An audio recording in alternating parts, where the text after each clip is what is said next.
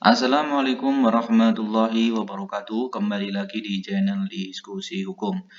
Teman-teman yang berbahagia, semoga selalu dalam kondisi sehat walafiat dan selalu dalam kondisi bahagia.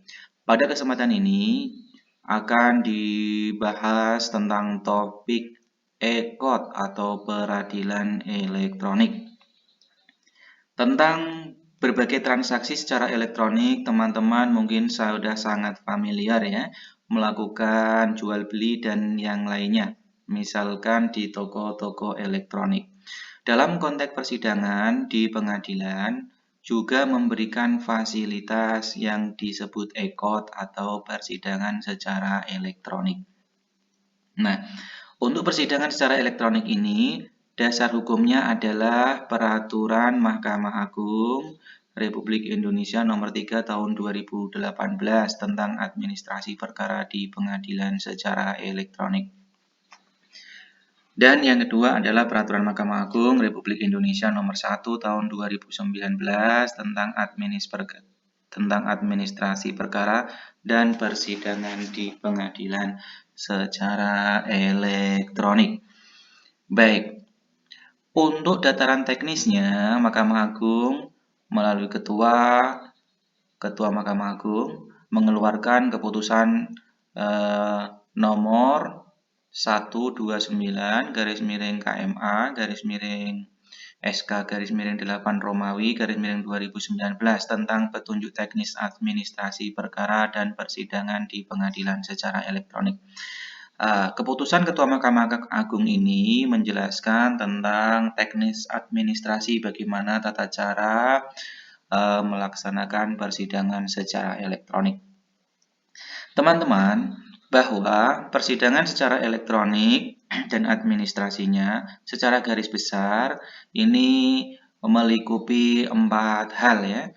Jadi ada 4 menu atau 4 fasilitas yang bisa dinikmati oleh masyarakat pada umumnya yang ingin berperkara secara elektronik di pengadilan, yaitu tentang pertama e-filing, kemudian yang kedua e-payment, yang ketiga e-summon, dan yang keempat e-litigation. Baik, masing-masing akan kita jelaskan. E-filing adalah pendaftaran perkara secara online di pengadilan. Jadi, masyarakat yang terakses internet bisa mendaftar secara online di pengadilan. Kemudian, ketika mendaftar, kemudian adalah membayar panjar biaya perkara. Panjar biaya perkara ini masing-masing radius, misalkan radius 1, radius adalah jarak tempuh ya, jarak tempuh tempat tinggal seseorang tersebut ke kantor pengadilan. Misalkan radius 1, radius 2, ini berkaitan dengan nilai atau nominal panggilan. Misalkan radius 1, misalkan 150.000, radius 2 misalkan 250.000, radius 3 400.000. Jadi tinggal jauhnya seseorang tersebut tinggal dari kantor pengadilan tersebut. Nah, ketika seseorang tadi membayarnya secara elektronik, maka panggilan ini akan dikonversi menjadi 0 rupiah. Kenapa? Karena pegawai pengadilan tidak langsung datang ke orang tersebut, namun cukup dipanggil secara elektronik, yaitu menggunakan alamat email. Nah, inilah yang disebut e-summon. Ketika seseorang sudah membayar secara elektronik, nominalnya berapa ribu rupiah, kemudian dia dipanggil. Nah, keuntungan masyarakat yang menggunakan persidangan elektronik cukup dipanggil dengan menggunakan panggilan elektronik. Nah, dengan panggilan elektronik ini biayanya adalah 0 rupiah. Berbeda ketika dipanggil dengan menggunakan surat diantar oleh pegawai pengadilan atau jurusita, diantar ke rumahnya, ini tergantung karena biayanya ini kan berbayar. Begitu. Baik, kemudian yang terakhir, fasilitas yang bisa dinikmati adalah e-litigation atau persidangan secara online. Jadi masyarakat mendapatkan 4 fasilitas, yaitu pendaftaran online, pembayaran online, kemudian panggilan online, dan persidangan online. Baik, siapa? Orang yang bisa mendaftar adalah mendaftar secara elektronik ini siapa? Yang bisa mendaftar secara elektronik adalah para advokat, yaitu pengguna terdaftar dalam istilah peradilan elektronik ya. Dan pengguna lainnya ini adalah seluruh masyarakat Indonesia yang ingin berperkara secara elektronik.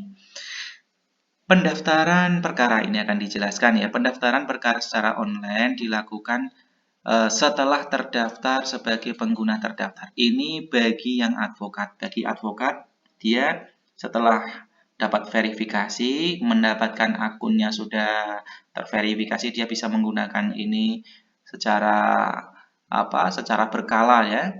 Khusus untuk masyarakat, dia harus memverifikasi dulu akunnya dengan nomor HP dan juga alamat email ya yang valid, sehingga nanti ketika dipanggil itu tepat sasaran atau pada email yang telah didaftarkan tersebut.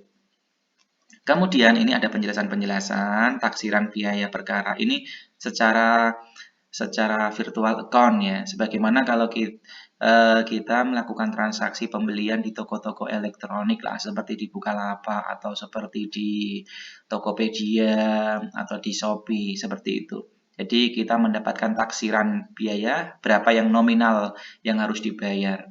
Kemudian pembayarannya menggunakan virtual account. Setelah membayar, nanti akan mendapatkan nomor perkara. Nomor perkara ini nanti diingat-ingat ketika menghadiri sidang atau sidang secara online,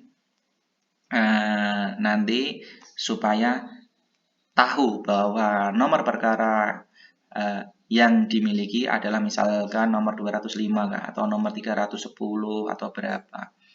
Kemudian setelah dia seseorang yang mendaftar tadi membayar, mendapatkan nomor perkara, dia akan mendapatkan panggilan secara elektronik ya. Tadi sudah disinggung atau sudah dijelaskan di atas.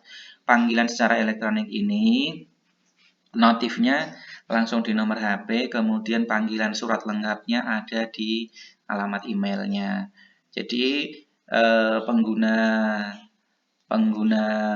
lain atau masyarakat ya, pengguna terdaftar, advokat, dan pengguna lain ini harus memvalidasi atau memverifikasi nomor HP dan juga alamat email yang valid supaya panggilan ini tepat atau sampai ke pihak yang mendaftar tersebut. Kemudian fasilitas berikutnya adalah persidangan secara elektronik.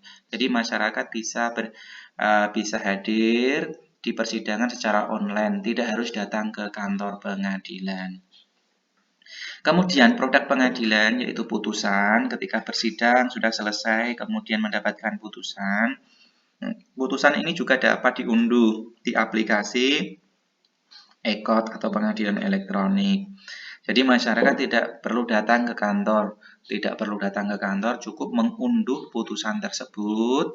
Kemudian tanda tangan dari pengadilan, tanda tangannya adalah secara elektronik. Jadi sangat memudahkan bagi masyarakat karena tidak perlu bolak-balik dari rumah ke kantor pengadilan.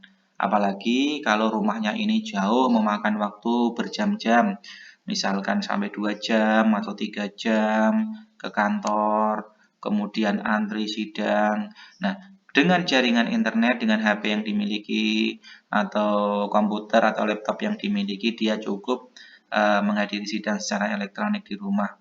Misalkan agenda-agenda persidangannya bisa dipantau di akunnya. Demikian kawan-kawan, semoga informasi terkait persidangan atau peradilan secara elektronik ini bisa membantu mengetahui bagaimana ternyata peradilan, baik itu peradilan agama, peradilan negeri, peradilan tata usaha negara, sudah memberlakukan peradilan secara elektronik yang melingkupi 4 fasilitas yang bisa dinikmati, yaitu pendaftaran secara online, pembayaran secara online, kemudian panggilan secara online, persidangan secara online, dan produk putusan pengadilan bisa diunduh atau di-download, dan kekuatan hukumnya sama dengan yang hard copy yang diambil langsung di kantor pengadilan. Demikian teman-teman, semoga bermanfaat.